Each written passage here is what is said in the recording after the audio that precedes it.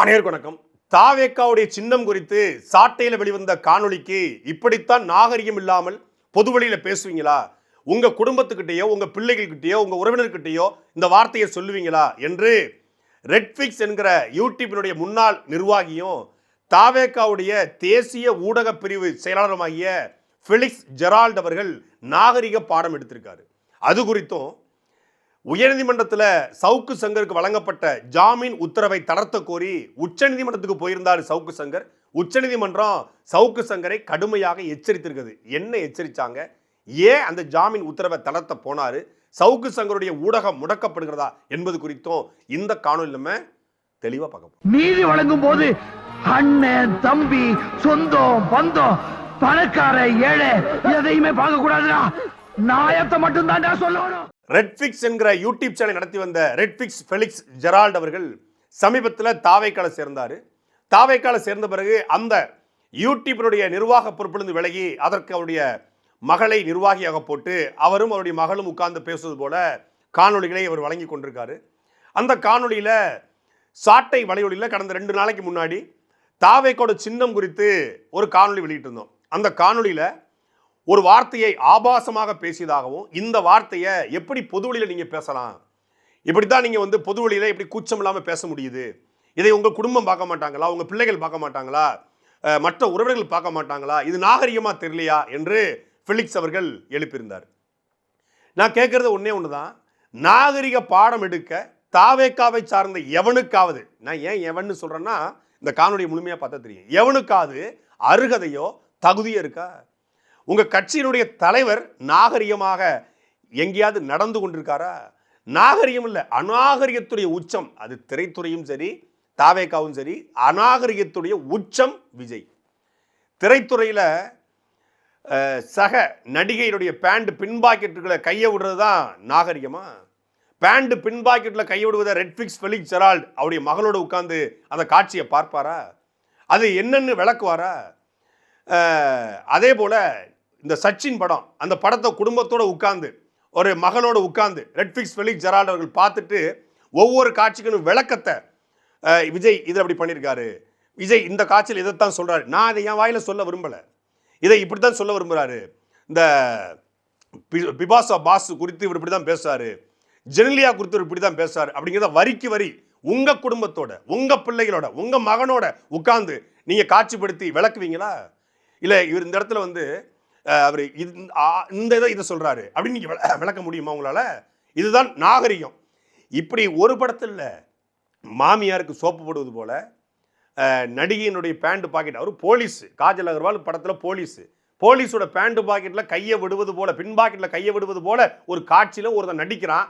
அவன் உனக்கு தலைவன், நீ நாகரிக பாடம் எடுக்கிறேன்னு அந்த காட்சியில் பார்க்குற இளைஞன் அப்போ இன்னொரு காவல்துறை அதிகாரி பேண்ட் பாக்கெட்டில் கையை விட மாட்டாங்கிறதுக்கு எனக்கு நிச்சயம் இருக்குது. என் தலைவனே திரைப்படத்தில் பண்ணியிருக்கிறான், நான் பண்ணக்கூடாதா அப்படின்னு தோணாதா? இப்படி திரைப்படத்தில் முழுக்க முழுக்க ஆபாசம், அருவருப்பு, அயோக்கியத்தனத்துடைய உச்சமாக நடித்த ஒருத்தனை தலைவனாக ஏற்றுக்கொண்டுட்டு இவர் அரசியல் பாடம் எடுக்கிறாரு. நான் என்ன சொல்லிட்டேன்? விசில், இதற்கு தமிழ் அர்த்தம் சொல்லு. நான் பேசலப்பா. விசில் என்பதற்கு தமிழ் அர்த்தம் என்ன?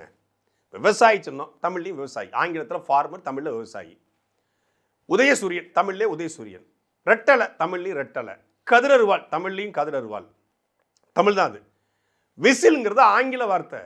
அதை தமிழில் எப்படி தமிழ் படுத்துவீங்க? இப்போ மைக்கு சின்னம் கொடுத்தாங்க, தமிழில் ஒளி வாங்கி சின்னத்தின் வழிதாங்கி நிற்கிற பிள்ளைகளுக்கு ஒளி வாங்கி சின்னத்தில் ஓட்டு போடுங்க நாம் தமிழ்ச்சி கட்டுச்சு. அது மைக்குன்னு சொன்னால் தான் தெரியும். ஆனாலும் அது தமிழில் ஒளி வாங்கி என்பதால் ஒளி வாங்கின்னு போய் கொண்டு போய் சேர்த்தாங்க. ஒளி வாங்கின்னு நாம் தமிழ்ச்சியுடைய பரப்புரெல்லாம் முன்னாடி இருந்துச்சு. அப்போ இந்த சின்னத்திற்கான தமிழர்த்தம் என்ன? அது என்னது? சீட்டின்னு சொல்லலாத. சீட்டிங்கிறது இப்போ உழவன் எப்படிங்கிறது விவசாயிக்கு ஒரு பேர் இருக்கோ. ஊரில் விவசாயம் என்ன சொல்லுவாங்கன்னா குடியானவும் வாங்க. குடியானவன் சின்னத்தில் ஓட்டு போடுங்கன்னா கேட்க முடியும்? உண்மையானது விவசாயி. அதுபோல் சீட்டி சின்னத்தில் ஓட்டு போடுன்னா கேட்க முடியும்? சீட்டிங்கிறது அது வழக்கு சொல்லு, வட்டார சொல்லு, சீட்டி எடுத்தது அது இல்லை. அதுக்கு பேர் ஊதல். ஊதல் என்பதால் அதனுடைய உண்மையான தமிழ் பெயர். ஊதலுக்கு பல்வேறு ஊதல்கள் இருக்கு. இது மடக்கி இருப்பதால் இது மடக்கி ஊதல்.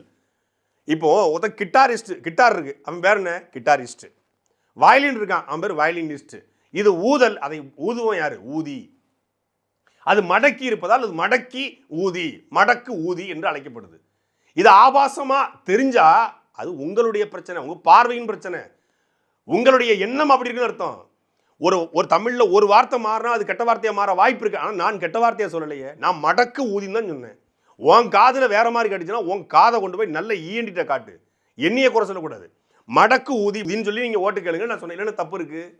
கட்சியினுடைய சின்ன மடக்கு ஊதி, கட்சிக்காரன் தற்கூரி, இதுல என்ன தப்பு இருக்கு? அவன் தற்கூரி தானே. தற்கூரி இல்லாம இருந்தா எந்த கொள்கையும், எந்த கோட்பாடும், எந்த சித்தாந்தமும், எந்த இலக்கும் இல்லாத ஒரு 1.5 ஆண்டு காலமாக கட்சி ஆரம்பித்து கட்சியோட கொள்கையே விளக்காத கட்சி தலைவர் 5 பேரை முதல்ல அறிவிச்சுட்டு அதுக்கப்புறம் அண்ணாவையும் எம்ஜிஆர் தூக்கிக்கிட்டு இவ எம்ஜிஆர் கலைஞர் ஜெயலலிதாவையும் வந்து எங்களுடைய ரோல் மாடல், எங்களுடைய வழிகாட்டி அப்படின்னு அறிவிச்சானா அதுக்கு பேர் என்ன? தற்கூரி. தற்கூரியா இருக்க போய் தான் இப்ப அண்ணன் சீமான் அவன் தலைவனா இருக்க போய் அவன் ஒரு தத்துவத்தை உருவாக்குறாரு. அண்ணா ஒரு தலைவர், அவர் ஒரு தத்துவத்தை உருவாக்குறாரு. நல்லதோ கெட்டதோ ஈவே ராமசாமி மீது நமக்கு விமர்சனம் உண்டு. ஆனால் அவர் ஒரு ஐடியாலஜியை உருவாக்குறாரு. அந்த ஐடியாலஜி எனக்கு சுத்தமாக விருப்பம் இல்லை. அதில் அந்த கோட்பாட்டு எங்களுக்கு கேள்விகள் இருக்குது, விமர்சனம் இருக்குது. ஆனாலும் அவர் ஒரு ஐடியாலஜியை ஃபார்ம் பண்ணார். அதே போல் இங்கே எம்ஜிஆர் அவர்கள் அண்ணாவிலிருந்து வெளிவந்து அவர் ஒரு பாதையை போட்டு போனார். அப்படி இவருக்கு ஏதாவது ஒரு ஐடியாலஜி இருக்கா? திராவிடமா, தமிழ் தேசியமா, இந்திய தேசியமா, இல்லை பொதுவுடைமை சித்தாந்தமா, இல்லை கமலவர் சொல்வது போல சென்டரிசமா? எதுவுமே இல்லை. எந்த சித்தாந்தம் இல்லாத ஒருத்தருக்கு பேர் என்ன? அவன் பேர் தற்கூரி. தற்கூரியா இருக்க போய் தான் அவன் வந்து தென்னை மரத்தில் ஏறுறான், டிரான்ஸ்ஃபார்மரில் ஏறுறான், இபி போலில் ஏறுறான், ஜென்ரேட்டர் மேலே ஏறுறான், எல்லாம் பண்ணுறான். தற்கூரியா இருக்க போய் தான் தன் கட்சி கொடியவே தூக்கி எல்லா இடங்களையும் ஆட்டுறான். இன்னைக்கு கரூர் தாண்டோதன்மலை கோயிலில் தைப்பூசத்துக்கு போய் டிவி அங்கே மக்களை அரோகரான்னு கோஷம் போடுறான். அரோகரான்னு கோஷம் போற இடத்துல தாவேக்கா டிவிக்கே தளபதி கோஷம் போட்டா அவன் தற்கூரி இல்லாம யாரான்? பிள்ளைங்களோட உட்காந்து பேசுவாரா? எப்படி அவரால் பேச முடியுது? குழந்தைங்களோட இதை பேச முடியுமா? லியோன்னு ஒரு படம் வந்துச்சே, ஏதோ ஒரு என்ன மாதிரியே இருக்கான் அப்படிங்கிறதுக்காக அப்படின்னு சொல்லி ஒரு வார்த்தையை விஜய் பதிவு பண்ணார. இந்த அப்படிங்கிற வார்த்தையை ரெட்ஃபிக்ஸ் ஃபெலிக்ஸும் அவர் மகன் உட்காந்து மகன் என்றால் என்ன, ஏன் தளபதி விஜய் இப்படி சொன்னார் அப்படின்னு டிஸ்கஸ் பண்ணுவீங்களா? இந்த அமேசான்லேயோ இல்லை பிரைம்லேயோ எதுலையோ உள்ள லியோ படம் இருக்குங்க, நெட்ஃப்ளிக்ஸில் ஏதோ இருக்கு. இந்த படத்தை குடும்பத்தோடு உட்காந்து வா என்ன வாட்ட அப்படின்னு பேசுவீங்களா? என்னமா பேசியிருக்கா டயலாக் அப்படின்னு பேசுவீங்களா?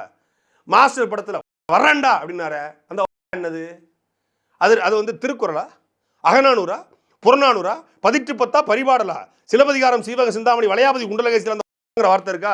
சொல்றா.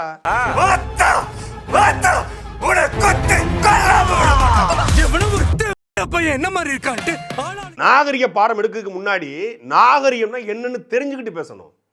நாகரிகம் என்றால் தாவேக்காங்கிற கட்சிக்கு ஏதாவது தெரியுமா? தமிழ்நாட்டு அரசியல் நான் 15 ஆண்டு காலமா அந்த களத்தில் நிற்கிறேன், 16 வருஷமா நிற்கிறேன். இந்த 16 வருடத்தில் எத்தனையோ விமர்சனங்கள், எத்தனையோ அவதூறுகள், எத்தனையோ இழிச்சொற்களை பார்த்துருக்கிறோம். யாரை எப்படி எதிர்கொள்ளணும்? நல்லது பேசணும், நல்லது, நல்லா பேசணும், நல்லா பேசுவோம். வம்புனா வம்பு, அன்புனா அன்பு, அப்படி தானே கொண்டு போக முடியும். நான் விஜய் அவர்களுடைய தனிப்பட்ட குடும்பம் குறித்தோ இல்லை விஜய் அவர்களை தனிப்பட்ட முறையிலோ இல்லை விஜயனுடைய மனைவி பிள்ளைகளையோ என்றைக்காவது பேசியிருக்கோமா? அப்படி பேசினா கூட அதை எதிர்த்து கண்டிச்சிருக்கேன். வேல்முருகன் அவர்கள் விஜயனுடைய ரசிகைகள் அவரை கட்டிப்பிடிக்குவது போதே தவறா நோக்கத்தில் பேசினார். அதை கூட நான் கண்டித்து வேல்முருகனுக்கு எதிராக வீடியோ போட்டேன். வேல்முருகனுக்கு எனக்கும் எந்த வாக்கியத்தை வரப்பு தங்குறது கிடையாது. ஆனால் வேல்முருகன் இப்படி ஒரு பார்வையை பார்க்காதீங்க, அவர் ஒரு 51 வயது மதிக்கத்தக்க நபர், அவருடைய ரசிகைகள் அவரை கட்டிப்பிடிக்கிறாங்க, இது என்ன தப்பு இருக்கு? அவரோட தாய் மாமா போலோட பார்க்கலாம், ஒரு அண்ணன் தம்பியா பார்க்கலாம், அவர் நண்பா நண்பி சிங்காரு, தோளா தோழி சிங்காரு, இது பண்றாரு, அதனால அவரை வந்து அவங்க கட்டிப்பிடிக்கிறாங்க, அன்பில் வந்து ஒரு உத்தம் கொடுக்குறாங்க, இதை ஆபாசமா பார்க்க வேண்டிய தேவை கிடையாது அப்படின்னு சொல்லி அதற்கு எதிராக பேசணும். எந்த இடத்துலையும் தாவேக்காவோட பெண் நிர்வாகிகளையோ தாவேக்கா குடும்பத்தையோ நம்ம பேசலை. ஆனால் தாவேக்காக்காரன் தொடர்ச்சியா விஜய் லியோ படத்துல ஒரு இடத்துல அந்த சொன்னாரு, ஒவ்வொரு இடத்துலையும் நேத்து விஜயின் முதல் நேர்காணல் குறித்து ஒரு காணொலி சாட்டியில் நேற்று இரவு 7 மணிக்கு போட்டிருந்தேன். தயவு செய்து நெட்ஃப்ளிக்ஸ் ஃபெலிக்ஸ் அவர்களும் நாகரிக பாடம் எடுக்கிற அவருடைய மகளும் உட்கார்ந்து கொண்டு அந்த இன்ஸ்டாகிராமில் என்னுடைய வீடியோட போஸ்ட் இருக்கு, கீழே கமெண்ட்டை மட்டும் படிங்க. விஜய் படம் வச்சு ஹாலிவுட் ஜீசஸ் விஜய் போட, இது என்ன அர்த்தம்? ஃபெலிக்ஸும் மகனும் உட்காந்து நாளைக்கு பேசணும், இது என்ன அர்த்தம்னு. அதுக்கு கீழே விஜய் இவனுக்கு தூக்கம் வராது போல பையன் மஞ்ச, இதெல்லாம் என்னது? இதெல்லாம் என்னது? போடா யாரு? முழுக்க போடா நீ என்ன ஆளுன்னு உன் வீடியோ பார்க்க மாட்டோம், நீ திரள் நிதி போட்டு ஆஸ்திரேலியா டூர் போகிற போட்டிருக்கா கதறு. இது முழுக்க முழுக்க கெட்ட வார்த்தை எல்லாமே. இதெல்லாம் வார்த்தைகளை நம்மளால் உச்சரிக்க முடியாது. முழுக்க முழுக்க எல்லாமே எல்லாமே மகன் மகன் என்று முழுக்க முழுக்க என் தாயை குறிவைத்து, என் குடும்பத்தை குறிவைத்து, என் பிள்ளைகளை குறிவைத்து எழுதப்படுது. நான் மட்டும் இல்லை, தாவேக்காவை நோக்கி யார் கேள்வி. இதே ரெட்ஃபிக்ஸ் ஃபெலிக்ஸ் ஜெரால்டு நாளைக்கு ஒரு நாள் மட்டும் நீங்கள் தாவை கலந்து வெளியே வந்து ஒரு போஸ்ட் போடுங்க, விஜய் இது போல பேசலாமா, NDTV நேர்காணல் விஜய் கொடுத்துருக்கணும், வீட்டுக்கு வர வச்சு அவர் வந்து இந்த மாதிரி வந்து நேர்காணல் கொடுக்காம தப்பிக்கக்கூடாது, ஊடகத்தை பார்த்து அவர் பயப்படக்கூடாது, NDTV கொடுக்குற நேர்காணல ஏன் தமிழ்நாட்டில் விகடன் கூட கொடுத்துருக்கலாமே அப்படின்னு நீங்க கேளுங்க. உங்களை கழுவிகளி ஊற்றுவான், உங்கள் பொண்ணை கொடுத்து அவளை எழுதுவான். நீங்கள் ஒரு நாள் இந்த தாவை கலந்து வெளியே வந்தீங்கன்னு வச்சுக்கோங்க, உங்கள் பெண்ணை குறித்து அவ்வளவு ஆபாசமாக எழுதுவான். நடிகர் அஜித்குமார் இவருடைய சக போட்டியாளர், அவ்வளோதான், வேற ஒன்றும் இல்லை. அவர் ஒரு திறமை, அவருக்கு ஒரு ரசிகர் கூட்டம் இருக்குது. ஆனால் அஜித்குமாருடைய குடும்பம் என்ன பண்ணிச்சு, அவருடைய மனைவி ஷாலினி குறித்து பேசியதெல்லாம் எடுத்து வெளியே போட்டா ரெட்ஃபிக்ஸ் ஃபெலிக்ஸ் ஜெரால்டு அவங்க மகளும் உட்காந்து டிஸ்கஸ் பண்ண தயாராக இருக்கீங்களா? விஜய் ரசிகன், விஜய் தொண்டை, விஜயினுடைய பொறுப்பாளர் இன்னைக்கு மாவட்டத்தில் பல பேர் இருக்கான். அவெல்லாம் அஜித் மனைவி குறித்து பேசுறதெல்லாம் எடுத்து போட்டால் டிஸ்கஸ் பண்ணுவீங்களா? அஜித்துடைய மகள் குறித்து, அவனுடைய மகன் குறித்து அந்த பையன் என்ன பண்ண ஆத்விக்கு, அவனை பற்றி தாவேக்காவுடைய பொறுப்பாளர்கள், தாவேக்காவோட நிர்வாகிகள், தாவேக்காவோட விஜயனுடைய தொண்டர்கள் பேசியதெல்லாம் எடுத்து போடவா? சிவகார்த்தியினுடைய மகளை பற்றி இப்ப சமீபத்தில் பராசக்தி படத்தம் பொங்கல் அன்னைக்கு மறுநாள் பராசக்தி படம் வருது, ஜனநாயகன் படத்துக்கு அடுத்த நாள் வரணும் அறிவிச்சிட்டார். இதுக்காக சிவகார்த்தியினுடைய மனைவி, அவருடைய குடும்பம், அவருடைய பிள்ளைகள் குறித்து அவ்வளவு இழிவான வார்த்தைகளை இதே தாவேக்காவுடைய விஜயினுடைய ரசிகர்கள் பேசினாங்களே, அதை ஃபெலிக்ஸ் ஜெரால்டு அவருடைய மகளும் உட்கார்ந்து டிஸ்கஸ் பண்ண தயாரிகளை எடுத்து நான் போகிறோம். எல்லாம் வச்சுக்கிறேன் ஆவணமா, எல்லாம் ஆவணமாக வச்சுக்கோ. தேர்தல் நேரத்தை இதை காணொலியாவே தனியாக போட போகிறோம். அவ்வளவும் ஆபாசம், அதை பேச தயாராக இருக்கீங்களா? அண்ணன் சீமானுடைய மனைவி, என்னுடைய சீமானுடைய வீட்டு பிள்ளைகள், அவங்களுடைய அம்மா எல்லாத்தையும் முழுக்க முழுக்க என்னுடைய இன்ஸ்டாகிராமில் மட்டும் ஒரு 2500 பேருக்கு அவன் எல்லாத்தையும் ஸ்கிரீன்ஷாட் போட்டு பிரிண்ட் அவுட் போட்டு வச்சுக்கிறேன். மதுரை உயர்நீதிமன்றத்தில் எந்தெந்த தாவேக்காரன் எவ்வளவு இழிவாக என் குடும்பத்தை பற்றி பேசினாங்கிறது தனி வழக்காகவே சமர்ப்பிக்க போகிறேன். அதுக்கான வேலை நடந்து கொண்டிருக்கிறது. தாவேக்காவுடைய நபர்கள், தாவேக்காவோட ஆதரவாளர்கள், பொறுப்பாளர்கள் என்னுடைய குடும்பம் குறித்து போட்ட ஆபாச இழிவான காணொலிகள் அதை எல்லாத்தையும் ஆவணமாக எடுத்து வச்சுக்கிறோம். மிக மிக மோசமான கேடுகட்ட கேவலப்பட்ட ஒரு ஆபாச கும்பல், விர்ச்சுவல் வாரியர்ஸ் அல்ல, அவன் வல்கர் வாரியர்ஸ். அவனை வச்சுக்கிட்டு நீங்க நாகரிக பாடம் எங்களுக்கு எடுக்கிறீங்க. நீங்க எல்லாம் முதல்ல எப்படிங்க பொது வழியில பேசுறீங்க? உங்களுக்கு முதல்ல உடம்பு கூசலையா? கூச்ச நாச்சம் கொஞ்சம் கூட இல்லை. நீங்க ஜேர்னலிஸ்ட் என்ன, நீங்க தேசிய ஊடகத்தினுடைய செய்தி தொடர்பாளர் என்ன. கடந்த மாசம் சவுக்கு சங்கரை பத்தி இந்த ஃபெலிக்ஸ் ஜெரால்டு சொல்றாப்ல. சவுக்கு சங்கர் வந்து எனக்கு தெரியும், அவர் வந்து எதுலையுமே காம்ப்ரமைஸ் ஆக மாட்டார், அவர் வந்து யார்ட்டையும் பணம் வாங்க மாட்டார், அவர் உண்மையை மட்டும் தான் பேசுவார். அவருக்கு வந்து சில நேரங்களில் அவர் சார்பில் எடுத்துருக்காரு ஒழிய எனக்கு தெரியும் அவர் பொய் பேச மாட்டார். போன மாதம் இப்போ ஒரு வாரத்துக்கு முன்னாடி சவுக்கு சங்கர் பேசுறதை நம்ம வந்து அவர் வந்து பேசுறாரு, பட் அவருக்கு ஒரு அஜெண்டா வச்சுட்டு பேசுறாரு. அவர் தாவேக்காவோட தலைவர், எங்களுடைய தலைவர் விஜய் பற்றி பேசுறதெல்லாம் எதுவுமே உண்மை கிடையாது. விஜய் கைதாயிருவார், ஜான் ஆரோக்கியசாமி கைதாயிருவார், விஜயினுடைய ஜனநாயகன் படம் முடக்கப்படும், சிபிஐ பார்த்து பாய்ந்துட்டாரு, வெளிநாட்டிலிருந்து பணம் வருது, இப்படிலாம் நிறைய குற்றச்சாட்டில் வச்சுருக்காரு. இது எதுவுமே பொய், இது எதுவுமே உண்மை கிடையாது. சவுக்கு சங்கர் விஜயை பற்றி பேசுறதுலாம் பொய்யா, மற்றதெல்லாம் உண்மையாடா? மற்றதெல்லாம் உண்மையா? போன மாதம் வரைக்கும் சவுக்கு சங்கர் பொய்யே பேச மாட்டாரு, ஹரிச்சந்திர வீட்டுக்கு எதிர் வீட்டுக்காரரு, சவுக்கு சங்கர் யார்ட்டையும் பணம் வாங்க மாட்டாருன்னு சொல்லிக்கிட்டு இருந்த இந்த ஃபெலிக்ஸ் விஜய் கட்சியில் சேர்ந்த உடனே விஜயை பற்றி சவுக்கு சங்கர் பேசின உடனே அவர் பேசுறதெல்லாம் பொய்யா. இதைத்தானே நாங்கள் சொல்கிறோம், சவுக்கு சங்கர் விஜயை பற்றி பேசுறது பொய் இல்லை, அவன் எது பேசுகிற எல்லாமே பொய். இதே கரூர் விவகாரத்தில் சவுக்கு சங்கர் தாவேக்காக ஆதரவாக இருந்தார். அப்போ ஃபெலிக்ஸும் சவுக்கும் உட்கார்ந்துக்கிட்டு விஜயை பற்றி ஆதரவாக பேசும்போது ஃபெலிக்ஸுக்கு இனிச்சுது, விஜயை பற்றி ஏற்று பேசுனே சவுக்கு கசக்குது. ஒரே நன்மை, ரெண்டு பேரும் அண்ணன் தம்பியாக இருப்பாங்க, ஒன்றா தான் புழங்குவாங்க, அமுதன் இளமாற மாதிரி இருப்பாங்க. ஆனால் இப்போ 15 வருஷம் ஒன்றா ட்ராவல் பண்ணவன் விஜயை எதிர்த்த உடனே, இவன் விஜயனுடைய கட்சிக்காரனாக மாறின உடனே சவுக்கு சங்கர் பேசுறது பொய்யா. அப்போ இது வரைக்கும் சவுக்கு சங்கர் பேசுறது உண்மையா? இல்லை. சவுக்கு சங்கர் பேசுறது எல்லாமே பொய் என்று நான் இன்னைக்கு இல்லை, சாட்டை வலையொலி ஆரம்பிச்ச காலத்துலேருந்து சொல்லிட்டு இருக்கேன். அவன் ஒரு புரோக்கர். இதை ஃபெலிக்ஸ் சொல்கிறாப்புல, அஜெண்டாவோட ஒருத்தன் செயல்படுவான், உண்மையை பேச மாட்டா. அவருக்கு பேர் என்ன? அஜெண்டாவோட ஒருத்தன் செயல்படுறாங்க அப்படின்னா என்ன அர்த்தம்? அவன் புரோக்கர் தானே. அதைத்தான் நான் சொல்கிறேன், அவனுக்கு அந்த நேரத்தில் யார் காசு கொடுப்பாங்க, அந்த நேரத்தில் எதுக்கு வியூஸ் போகும், அந்த நேரத்தில் யார் இந்த பார்வையில் இழுக்கலாம் அப்படின்றதுக்காக பேசக்கூடிய ஒரு அரசியல், ஒரு யூடியூப் புரோக்கர். அவன் ஒரு யூடியூப்ல இருக்கக்கூடிய அன்றைய ராமசாமி போல இன்னைக்கு யூடியூப் ராமசாமி, அவ்வளவுதான் சவுக்கு சங்கருங்கிறவன். அப்ப அந்த சவுக்கு சங்கர் விஜயை பத்தி பேசுற உடனே ஒட்டுமொத்தமாக அப்படியே மாறி இப்ப இவர் வந்து சவுக்கு சங்கருக்கு எதிராக பேசுறாரு. அண்ட் போன வாரம் வரைக்கும் சவுக்கு சங்கருக்கு ஆதரவாக இதே ஃபெலிக்ஸ் இருந்தாப்புல. தனிப்பட்ட முறையில் ஒருத்தன் பொது வழியில திட்டுறது, ஒரு கமெண்ட்ல போடுறது, இதெல்லாம் நம்ம கடந்து போறது, அது அவனுடைய தகுதி தராதனம் அவ்வளவுதான் கடந்து போயிடுது. ஆனா நாம் தமிழர் கட்சி வில்லிவாக்கம் சட்டமன்ற தொகுதியில மாற்று பாலினத்தை சார்ந்த திருநங்கை ரோசினி அவர்களை வேட்பாளராக நிறுத்தியிருக்காங்க. அந்த ரோசினி அவர்களை நிறுத்தியதற்கு சேலத்தை சார்ந்த நல்லான் என்கிற ஒரு தம்பி ஒரு பதிவு போடுறாரு. அந்த பதிவுக்கு கீழே வந்து விஜயினுடைய கட்சிக்காரன், விஜயினுடைய ஆதரவாளர், தாவேக்கால பொறுப்பாளர் அவன் போடுறான் கமெண்ட். இதுதான் தாவேக்கா கட்சியினுடைய நாகரிகம்.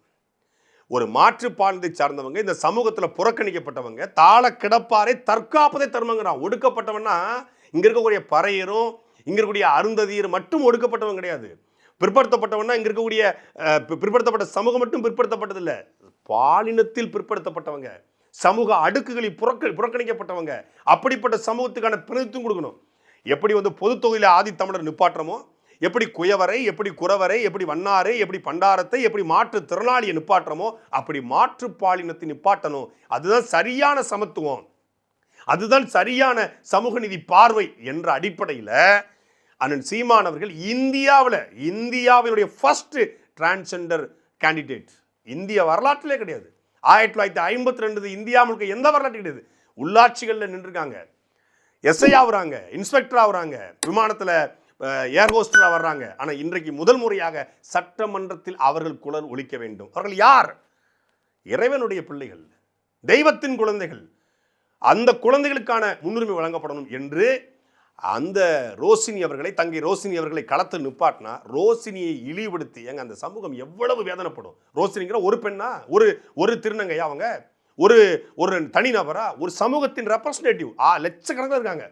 கூத்தாண்டர் கோயிலில் போய் பாருங்க, லட்சக்கணக்கு தங்கள் வலியும் வேதனையோடு வருவாங்க. அப்படிப்பட்ட அவங்களுக்கு ஒரு கருத்து இருக்கு.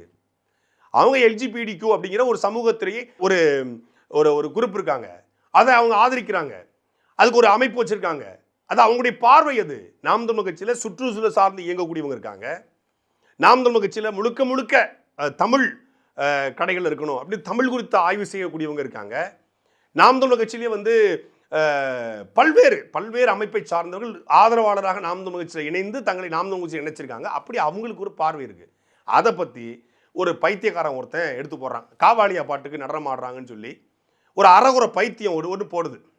அந்த பைத்தியம் எடுத்து போட்டோடனே அந்த பைத்தியத்தோட கமெண்ட்ல போய் இவனுக்கு பூரா எடுத்து போட்டு காவாலியா பாட்டுக்கு நடனம் ஆடிருக்காங்க. ஏன் காவாலியா பாட்டு என்ன அவ்வளவு தடை செய்யப்பட்ட பாட்டா? ஜெயிலர் படத்தில் வந்த பாட்டு தானே. அது ரொம்ப சர்வதேச பயங்கரவாத பாடல் மாதிரியும், அந்த பாட்டு என்னமோ இந்தியாவுக்கும் பாகிஸ்தானுக்கும் பிரிவினையை வாங்கி தர மாதிரியும், அந்த பாட்டு எதிராக வந்து ஒட்டுமொத்தமான தமிழ்நாட்டுக்கும் எதிரான பாட்டு மாதிரி அந்த பாட்டுக்கு நடனம் ஆடியது தமிழ்நாட்டில் லட்சக்கணக்கான பெண்கள் ஆடிருப்பாங்க. இன்ஸ்டாகிராம் போய் பார்த்தீங்கன்னா 1000 ஆண்கள் பெண்கள் அந்த பாட்டுக்கு ஆடிருக்காங்க. என்னையா ஒரு காவாலியா பாட்டுக்கு அந்த பாட்டை பாடி ரீல்ஸ் எடுத்து போட்ட வேட்பாளர் காவாலியா பாட்டுக்கு நடனம் ஆடியது தமிழ் தேசியமா? என்னடா அது? டேய், நீங்கெல்லாம் மன நோயாளிகளாடா. உங்கள் வீட்டில் வந்து ஒரு டிவி ஓடிக்கிட்டு இருக்கு, உங்கள் வீட்டில் குழந்தைகள் இருக்கு, குழந்தைங்க அந்த பாட்டை பார்த்தா ஏய் காவாலியா பாட்டுக்கு ஆடக்கூடாது. என்ன பாட்டுக்கு ஆடணும்? குன்றத்திலே குமரனுக்கு கொண்டாட்டம், அந்த பாட்டுக்கு தான் ஆடணும் அப்படின்னு சொல்லுவீங்களாடா? டேய், என்னடா நீங்கள் இந்த சமூகத்தில் நீங்கள் வாழ்றீங்களா இல்லை வேற எதுவும் கிரகத்தில் வாழ்றீங்களா?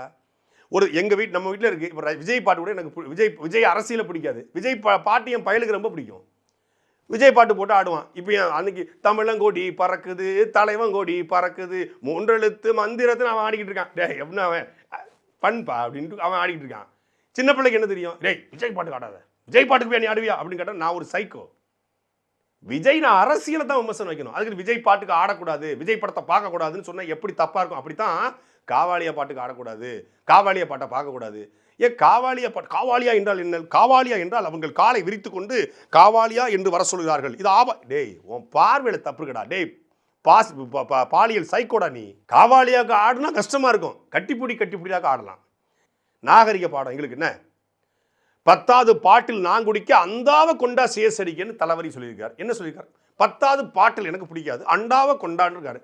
உட்கார்ந்து குடிப்போமா அப்படின்னு கேட்டால் எப்படி இருக்கும்? நாகரிகம். நாகரிகம், இது வந்து நாகரிகம். மடக்கு ஊதி என்று சொல்வது தவறு, அப்படி சொல்லக்கூடாது.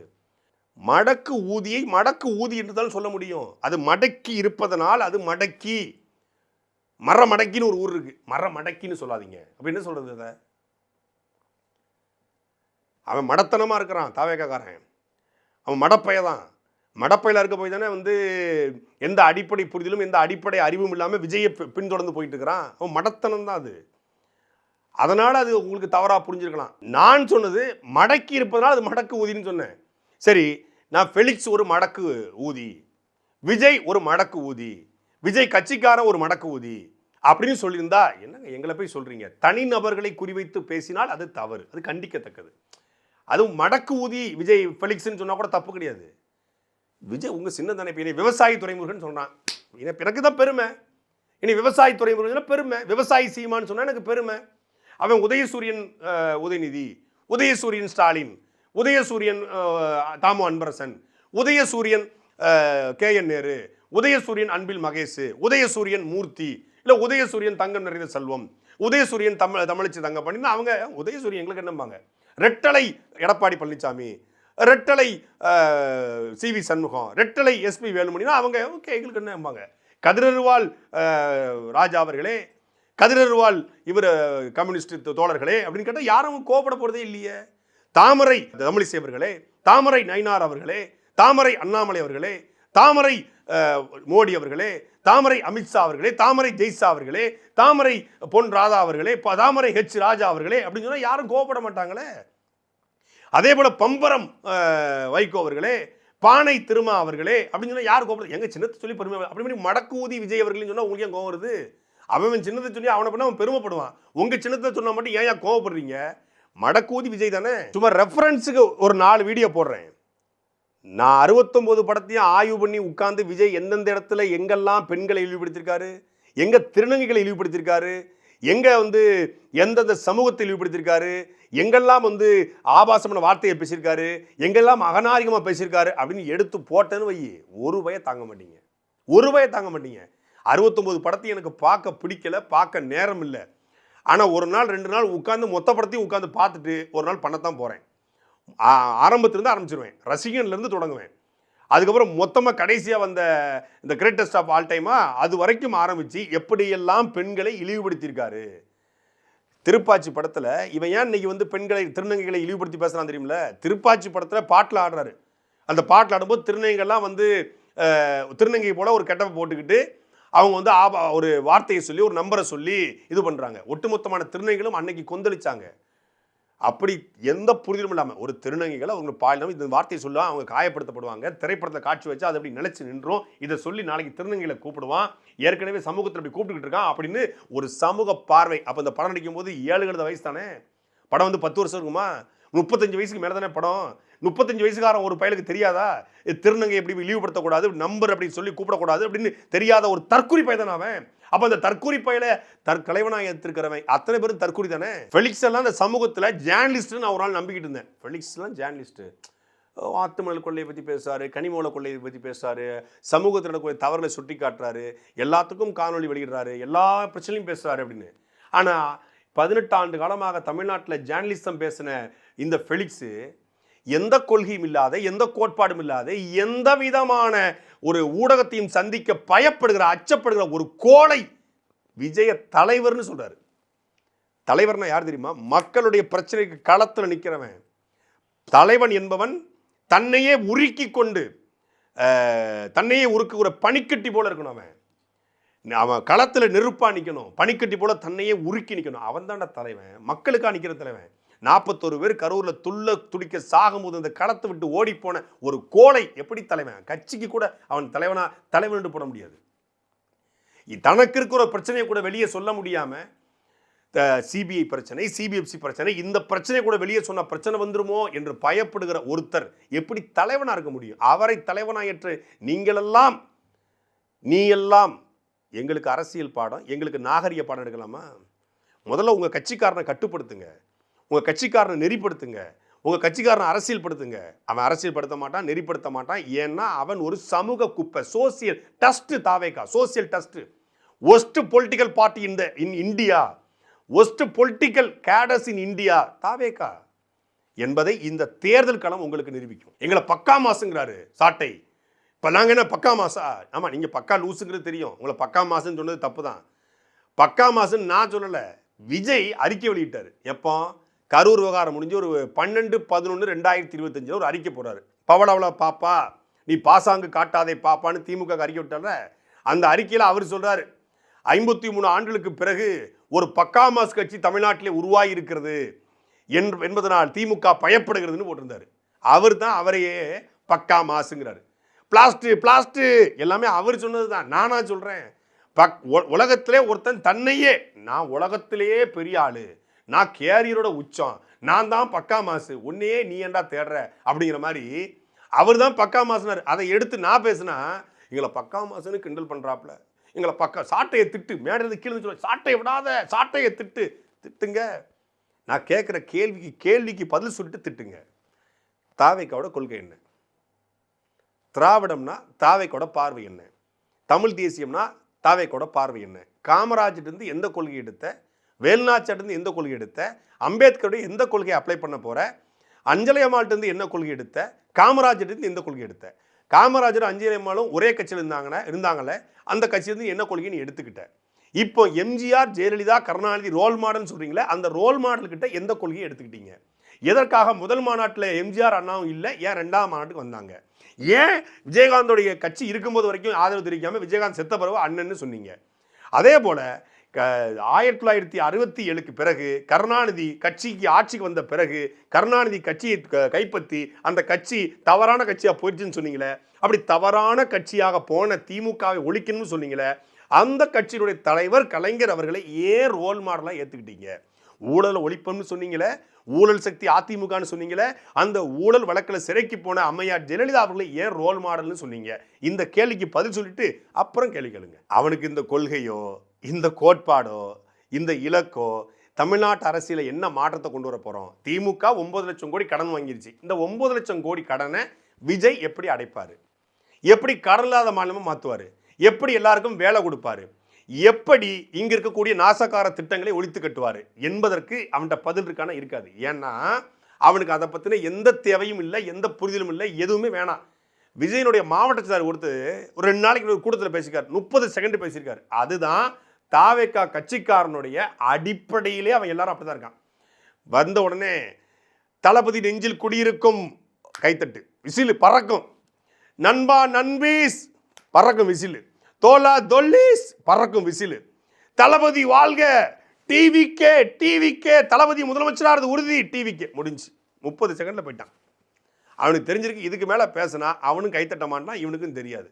வந்த உடனே நெஞ்சில் குடியிருக்கும் நண்பா நண்பீஸ், தோலா தொல்லீஸ், தளபதி முதலமைச்சராக உறுதி, டிவிக்கே தளபதி வாழ்க, அவ்வளோதானே அவன் கொள்கை. ஒரு தம்பி நேற்று அனுப்பிச்சிருந்தான். ஆனால் இதில் என்ன தாவேக்கோட கொள்கை? அவர் தன்னுடைய கொள்கையை ஏற்கனவே ஒரு படத்தில் சொல்லிட்டாரு. வெல்கம் பாய்ஸ், வெல்கம் கேர்ள்ஸ், இனிய உலகமே இளைஞர் choice, no tension, no BP, எனது கொள்கை பி ஹாப்பி. அவர் கொள்கையே பி ஹாப்பி தானா? அது அந்த படத்தையே பாட்டா பாடிட்டாப்லையா, எனது கொள்கை பி ஹாப்பி, எனது கொள்கை பி ஹாப்பி. இது ஒரு பக்கம்னா இன்னொரு பக்கம் சவுக்கு சங்கர், யாரு? ஃபெலிக்ஸ் ஜெரால்டுடைய இனிய நண்பர், பாலிய நண்பர். 2 பேர் உட்கார்ந்துட்டு ஆத்துனாங்கன்னா உலக புரட்சியே வந்துடும். கியூபாடு நடந்த மாதிரியான ஒரு தீயை பற்ற வைக்காம விட மாட்டாங்க, அந்த அளவுக்கு அறுத்து தள்ளிடுவாங்க. அதில் ஒருத்தன் தாவேக்காக்கு போயிட்டான், இன்னொருத்தன் எங்கேயாவது ஒரு பக்கம் தாவி போயிடலாமான்னு யோசிச்சுக்கிட்டு இருக்கான், தாவிக்கிட்டு இருக்கான். அவன் தாவேக்காக்கு நேரடியாக போயிட்டான். இப்போ சவுக்கு சங்கரை காவல்துறை கைது பண்ணுது. உயர்நீதிமன்றத்தில் இவர் போயிட்டு எனக்கு உடம்பு சரியில்லை, பிபி சுகர் இருக்குது, அதில் ட்ரீட்மெண்ட் எடுக்கணும் அப்படின்னு சொல்லி பிணை கேட்குறாப்புல. நீதிமன்றம் பிணை கொடுத்துருது. இந்த பிணை வாங்கிய பிறகு தொடர்ச்சியாக மீண்டும் அரசு அதிகாரிகளை காவல்துறை ஒருமையில் இழிவுபடுத்தி காணொலி வெளியிடார். ஏற்கனவே உயரதிகாரிகளுக்கு காவல்துறை பணி செய்யக்கூடிய பெண்கள் இணங்கி போகிறாங்க என்று ஒட்டுமொத்தமான தமிழ்நாட்டிற்குரிய பெண் காவலர்களையும் இழிவுபடுத்தி பேசியதாக வழக்கு பதிவு செய்யப்பட்டுச்சு.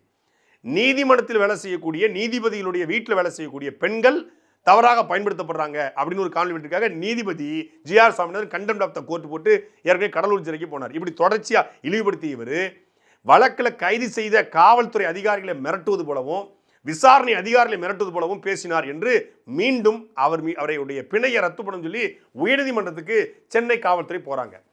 போன இடத்துல நீதிபதி வழக்கை விசாரிச்சுட்டு நீங்கள் உடல்நிலை கருதி தானே பிணை கேட்டீங்க, உடல்நிலை கருதி பிணையை கேட்டுட்டு எப்படி தொடர்ச்சியாக காணொலி வெளியிடுறீங்க? அதனால் சவுக்கு சங்கர் தன்னுடைய உடல் நலத்தை கொடுத்த அந்த ரிப்போர்ட்டை கொடுக்கணும். பிப்ரவரி 2ஆம் தேதி, நாளைக்கு பிப்ரவரி 2ஆம் தேதி சென்னை அரசு மருத்துவமனையில் அப்படியே முழு உடல் பரிசோதனை பண்ணி அந்த ரிப்போர்ட்டை, பரிசோதனை முடிவுகளை நீதிமன்றத்தை சமர்ப்பிக்கணும் அப்படின்னு ஒரு உத்தரவு பிறப்பிக்கிறாங்க. இதற்கு எதிராக இந்த நீதிமன்றத்திலேயே இந்த உத்தரவு வழங்குறதுக்கு முன்னாடி சவுக்கு சங்கர் இந்த நீதிபதி கிட்ட என்னுடைய வழக்கு வரக்கூடாதுன்னு போறாரு. அப்போ உங்களுக்கு நீதிமன்றத்தில் இந்த நீதிபதி கிட்ட தான் வரணும் நீங்க எப்படி சொல்ல முடியும்? அப்ப நீதிமன்றத்தை மிரட்டுறீங்களா என்று நீதியரசர் வேல்முருகன் கேள்வியை கேட்டு தான் இந்த உத்தரவை பிறப்பிக்கிறார். சவுக்கு சங்கர் காணொலி வெளியிடக்கூடாது, சென்னையை விட்டு போகக்கூடாது. அதே போல 2ஆம் தேதி சென்னை அரசு மருத்துவமனையில் அவருக்கு முழு உடல் பரிசோதனை பண்ணி அந்த பரிசோதனை முடிவுகளை நீதிமன்றத்தில் சமர்ப்பிக்கணும்னு சொல்லிடுறாரு. இந்த உத்தரவை எதிர்த்து உச்சநீதிமன்றம் போறாப்புல. உச்சநீதிமன்றத்தில் போனால் வராண்டா என் தலைவன் ஜாமீனோட வராண்டாங்கிற மாதிரி ஏற்கனவே 2 குண்டாசை ரத்து பண்ணாங்க, கருத்து சுதந்திரம் நம்ம அடிச்சிடலான்ட்டு போறாப்புல. யாருக்கு எதிர்த்து? சென்னை நீதிமன்றம் கொடுத்த உத்தரவை எதிர்த்து போறாப்புல. அங்க அதை விசாரித்த நீதிபதிகள் எந்த அடிப்படையில் சென்னை உயர்நீதிமன்றம் கொடுத்த உத்தரவுக்கு எதிராக நீங்க வந்தீங்க? உடல்நிலை சரியில்லைன்னு சொல்லிட்டு நீங்கள் 3 மணி நேரம் தொடர்ச்சியாக காணொலி வெளியிட்டிருக்கீங்களே, எப்படி வெளியிட்டீங்க? அப்ப நீங்கள் தொடர்ச்சியாக இது சவுக்கு சங்கர் நீங்க யாருன்னு எங்களுக்கு தெரியும். நீதிபதி சொன்ன வார்த்தை, உச்சநீதிமன்ற நீதிபதி சொன்ன வார்த்தை, நீங்க யாருன்னு தெரியும். இது போல நீதிமன்றத்தில் விளையாடுறது வைத்துக் கொள்ளாதீங்க. இந்த வழக்கை சென்னை உயர்நீதிமன்றத்துக்கு கொண்டு போங்க. இனிமேல் சவுக்கு சங்கர் இது போன்ற காணொலிகளை வெளியிடக்கூடாது என்று மீண்டும் எச்சரித்து உச்சநீதிமன்றம் அனுப்பியிருக்கிறது. உயர்நீதிமன்றத்தில் இது நெருக்கடி லாபி பண்றாங்கன்னு சொல்லலாம். உச்சநீதிமன்றம் ஏற்கனவே சவுக்கு சங்கருக்கு ஆதரவான தீர்ப்புகளை வழங்கியிருக்கிறது. உச்சநீதிமன்றத்தை பொறுத்தளவில் பெரும்பாலும் இந்த மாதிரியான அரசியல் அழுத்தங்களை நேரடியாக கொண்டு போய் சேர்க்க முடியாது. அப்படிப்பட்ட உச்சநீதிமன்றமே சவுக்கு சங்கருக்கு ஆதரவாக 2 முறை குண்ட சட்டங்களை ரத்து செய்த உச்சநீதிமன்றத்தில் போய் அவமானப்பட்டு அசிங்கப்பட்டு திரும்பி இருக்காரு சவுக்கு சங்கர். சவுக்கு சங்கர் நிச்சயம் உச்சநீதிமன்றத்தில் சொன்னது இன்னொன்று என்னன்னா, தமிழ்நாடு அரசு மருத்துவமனை மீது எனக்கு நம்பிக்கை இல்லை, அரசு மருத்துவர் மீது நம்பிக்கை இல்லை, அதனால அரசு மருத்துவமனையில் போய் நான் மருத்துவ பரிசோதனை செய்ய முடியாதுன்னு. அரசு மருத்துவமனை மீது நம்பிக்கை இல்லை, அரசு மருத்துவர் மீது நம்பிக்கை இல்லை என்று எந்த அடிப்படையில் சொல்றீங்க? அப்போ மருத்துவர்கள் நீங்க கொச்சப்படுத்தீங்களா என்ற கேள்வியை உச்சநீதிமன்றம் கேட்டிருக்காங்க. இப்போ செந்தில் பாலாஜி அவர்கள் அரசு மருத்துவமனை மீது நம்பிக்கை இல்லாம காவிரி மருத்துவமனையில் போய் அவர் சர்ஜரி பண்ணிட்டார் என்பதை சவுக்கு சங்கர் போட்டு பார்த்தீங்களா, பயந்து போயிட்டாரு இவர் அரசு மருத்துவமனைக்கு பயந்து போய் காவிரி மருத்துவமனைக்கு போயிருக்காரு, அப்போ அரசு மருத்துவமனை தரம் இல்லையா அப்படின்னு கேள்வி கேட்டாரு. அப்ப அரசு மருத்துவமனை தரம் இல்லையான்னு கேள்வி கேட்ட சவுக்கு சங்கரே அரசு மருத்துவமனை தரம் இல்லை, அரசு மருத்துவமனை மீது எனக்கு தரம் இல்லை, நம்பிக்கை இல்லை அப்படின்னு உச்சநீதிமன்றம் சொல்லியிருக்காரு. என்னையா முன்னுக்கு பின் முரணா இருக்கு? அரசு மருத்துவமனை பரிசோதனை பண்ண போற, உனக்கு ஒன்றும் ஆப்ரேஷன் பண்ணலையே. அதாவது நமக்கு மடியில கணம் இல்லைன்னா வழியில பயம் இல்லைங்க. மடியில் கணம் இருந்தால் வழியில் பயம் இருக்கும். சவுக்கு சங்கர் அரசு மருத்துவமனைக்கு போறதுக்கு ஏன் பயப்படுறாரு? அப்போ உடல்நிலையை காரணம் காட்டி வாங்கிய பிணை பொய்யானது. உடல்நிலை நல்லா தான் இருக்கு. உடல்நிலை நல்லாமல 1 மணி நேரம் உட்காந்துட்டு ஆத்த முடியும்? 1 மணி நேரம் 1.5 மணி நேரம் உட்காந்துட்டு பேசுவதற்கு ஒரு 10 நிமிஷம் வீடியோ நம்ம வெளியிடுறோம், 10லேருந்து 20 நிமிஷம். இதுக்கே ஒரு எனர்ஜி தேவைப்படுது. அப்போ 1.5 மணி நேரம் வெளியிடணும்னா கண்டிப்பாக ஒரு எனர்ஜி தேவை. ஏன்னா பேசணும் சாதாரண காரியம் கிடையாது, பேசி எனர்ஜி இருக்கணும். உடல் ஆக்டிவாக இருந்தால் பேச முடியும். சுகர் பேஷண்ட் சொங்கிக்கிட்டு இருந்தாலோ, பிபி பேஷண்ட் லொங்கிக்கிட்டு இருந்தாலோ பேச முடியாது. அப்போ நீங்கள் ஆக்டிவாக இருக்கும் போது தான் பேச முடியுது. அப்போ நீங்கள் 1.5 மணி நேரம் வெளியே 3 நாள் தொடர்ச்சியாக போட்டுருக்கீங்க, சிறையிலேருந்து வெளியே வந்த மறுநாளே போடுறீங்க, நெட்ஃப்ளிக்ஸுக்கு பேட்டி கொடுக்குறீங்க, அடுத்தது ஊடகத்துக்கு சந்திக்கிறீங்க, தொடர்ச்சியாக எல்லா ஆக்டிவிட்டிஸும் பார்க்குறீங்க. அப்படிங்கும்போது உங்களுக்கு எப்படி உடல்நிலை சரியில்லாமல் போகும் அப்படிங்கிறது வெளியே தெரிஞ்சிடக்கூடாது. பொய்யான காரணத்தை காட்டி பிணை எடுத்தது வெளியே தெரிஞ்சிடக்கூடாது என்பதற்காக தான் அரசு மருத்துவமனைக்கு போக பயந்திருக்காரு சவுக்கு சங்கர். இப்பொழுது அதையும் கண்டறிந்து உச்சநீதிமன்றமே கண்டித்து இந்த மாதிரி உச்சநீதிமன்றத்தை உங்களுடைய விளையாட்டுக்கு பயன்படுத்தாதீங்க, அரசு மருத்துவமனை இழிவுபடுத்தாதீங்க, அரசு மருத்துவமனையில் போய் பரிசோதனை பண்ணி ரிப்போர்ட்டை கொடுங்கன்னு சொல்லிட்டாங்க. நாளைக்கு அரசு மருத்துவமனை ரிப்போர்ட்டுக்கு அப்புறம் தான் சவுக்கு சங்கருடைய பிணை ரத்தாகுமா இல்லை நீட்டிக்கப்படுமா என்பது தெரியும். சாட்டை எடுத்து நாட்டை திருத்து, இளம் தலைமுறை தானே நீ வழி